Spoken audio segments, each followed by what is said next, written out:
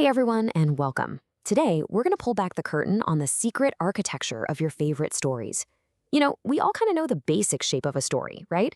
But it turns out the model most of us learned in school has this really fascinating and kind of flawed history. So let's get right into it. So, think about it for a second. The big space battle is over, the hero has defeated the villain, but the story keeps going. Why? Why don't we just cut to black on that huge adrenaline-pumping moment?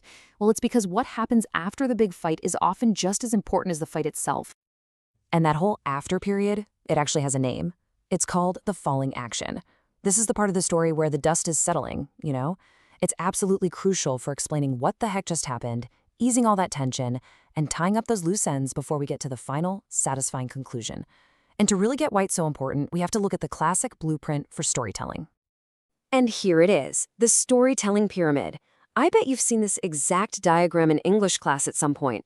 It's pretty much the most famous framework for story structure, and it's known as Freytag's pyramid.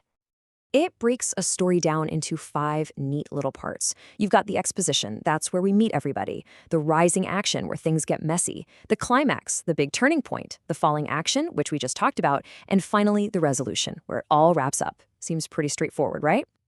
And you know what? For a lot of stories, it works great. Let's take something everyone knows, like Harry Potter and the Sorcerer's Stone. The exposition? Harry's miserable life with the Dursleys and his ticket to Hogwarts. The rising action is his whole first year, figuring things out. The climax, that epic showdown with Professor Quirrell and Voldemort. Then you get the falling action, that classic scene of Harry in the hospital wing with Dumbledore explaining everything. And the resolution is Gryffindor winning the House Cup. It fits like a glove. But here's where the plot thickens. This is where it gets really, really interesting. Because the history of this pyramid, it's not what you think. The story of where this famous structure comes from has a pretty big plot twist of its own. So who's the genius we have to thank for this 5-act structure? I mean, most people would probably guess it's some ancient rule, right? Maybe laid down by the Greek philosopher Aristotle? Or if not him, then it has to be the master playwright himself, William Shakespeare, right? Wrong. Not even close. The real history tells a totally different story. Yeah, Aristotle said a story needs a beginning, middle, and end, but he never said a word about 5 acts. And Shakespeare, get this, he never divided his plays into acts at all. His editor did that way back in 1709, long after he was gone. The pyramid itself, it was created in the mid-1800s by a German novelist named Gustav Freytag. The point is, this isn't some timeless, ancient law of storytelling. It's a relatively modern 19th century analysis. And once you realize it's not some sacred text, you can start to see the cracks in the foundation. Because Freytag's model, as important as it's been, has some pretty major problems when you try to apply it to most modern stories, or even when you dig into what he really meant. Okay, so here's the biggest issue, and it causes so much confusion. What Freytag called the climax is not what you and I think of as the climax. For him, the climax was the midpoint of the story, the big turning point after which nothing is ever the same. So in Romeo and Juliet, he said the climax was Romeo getting banished after killing Tybalt. But for any of us reading it today, what's the real climax? It's their tragic double suicide in the tomb. That's the moment of the highest possible tension and drama. And this chart really drives home another problem. The pacing is just incredibly lopsided. I mean, look at it. According to Freytag's own breakdown, the rising action takes up almost half of the entire story.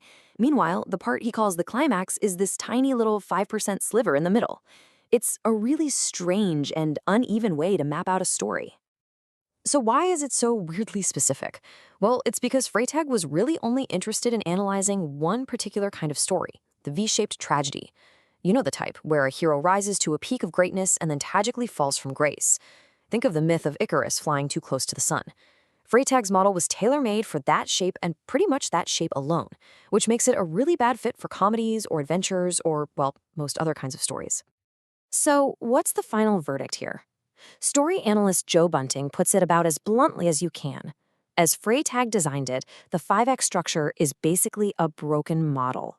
It completely mislabels the parts of a story that matter most to us today and just creates way more confusion than it clears up. Okay, so if the pyramid is broken, what should we be using instead? Well, as it turns out, sometimes simpler is just better. Let's talk about a more flexible, more intuitive alternative, the power of 3.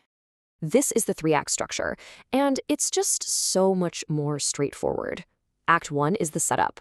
You introduce the world, the characters, and something happens that kicks the story into gear. Act 2 is the build. This is where you just keep throwing problems at your hero and raising the stakes. And Act 3 is the payoff, where everything explodes in the climax and then gets resolved.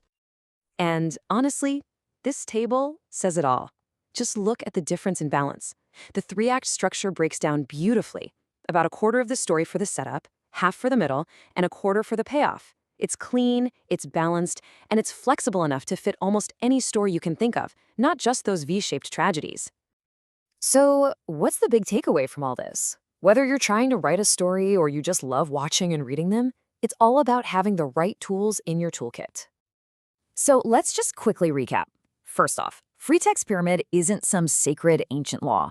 It's a 19th century model with a really confusing definition of climax. For most stories today, the three-act structure is a much more practical and balanced tool. But here's the most important part.